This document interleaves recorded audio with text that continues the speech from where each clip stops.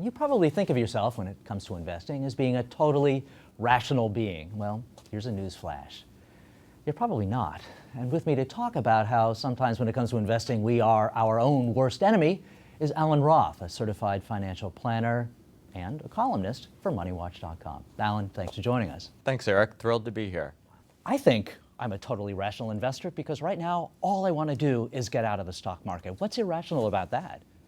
Well, it's certainly a feeling that I have right now, and it would make the pain stop because I've seen my own portfolio fall. But is it rational now that the market has a half-off sale? What if the sale is going to 75%? That's what it looks like. My crystal ball is broken. It's never worked, so I really don't know what the market's going to do. But I do know that studies show that we consistently get into the market in years like 2006 and 2007, when U.S. stocks doubled and international stocks tripled.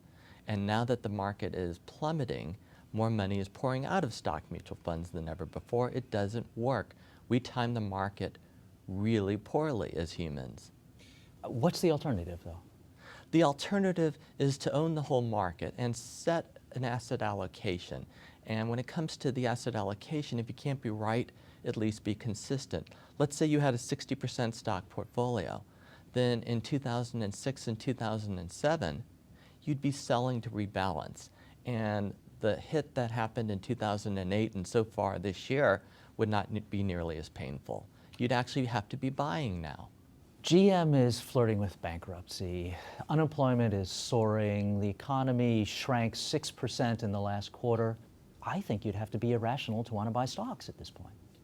Well, all of this is terrible news, and there's probably more terrible news coming. But do you really know something that the market doesn't already know?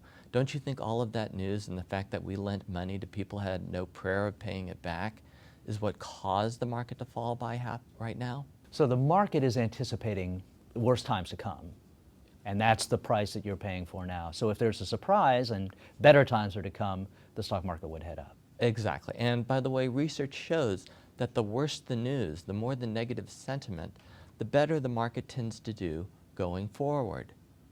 It's hard to imagine news that's been worse than the news we've been reading right now, and the market has gone straight down. It sure has. And I'm good at forecasting the past. It's the future I'm not so good at.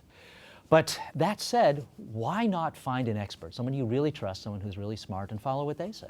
Well, the track record of the experts is not so good. There are a handful of people who have consistently, over a long period of time, beaten the market, like Warren Buffett, but it's probably a single-digit number.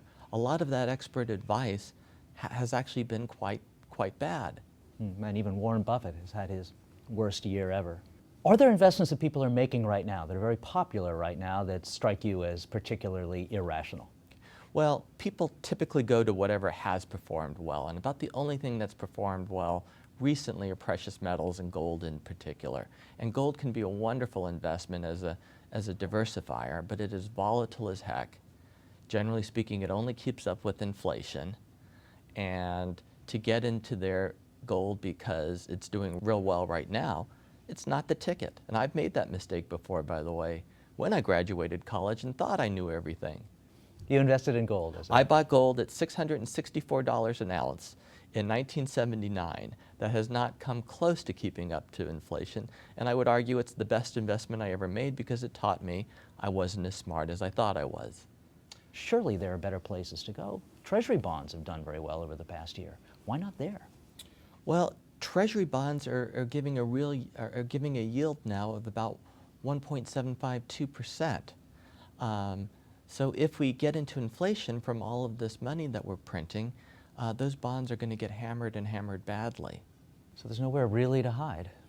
There's nowhere really to hide, but as bad as investing has done, if you had done a 60% equity, 40% bond portfolio in low-cost global funds, for the 10 years ending in 2008, you would have gained 36%. Not great, but you wouldn't have lost because you'd have been rebalancing and going the opposite of the herd and buying when everyone else is selling and reverse. It's simple, but it's not easy.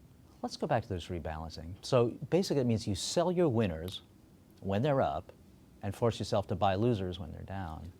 If you own the broad stock index fund, then when it goes up, you've got to rebalance and sell after it's gone up and buy some of the things that didn't go up, like the bond funds. Well, it sounds great in hindsight. It sounds rather irrational and hard to do right now. It goes against every human instinct. It just works. There's the secret of investing. Do what hurts. That's what works. No pain, no gain. All right, Allan. Thanks a lot. It's been a real pleasure having you. Thanks, Eric. It's been fun. For more information about the topics we discussed here today, visit moneywatch.com.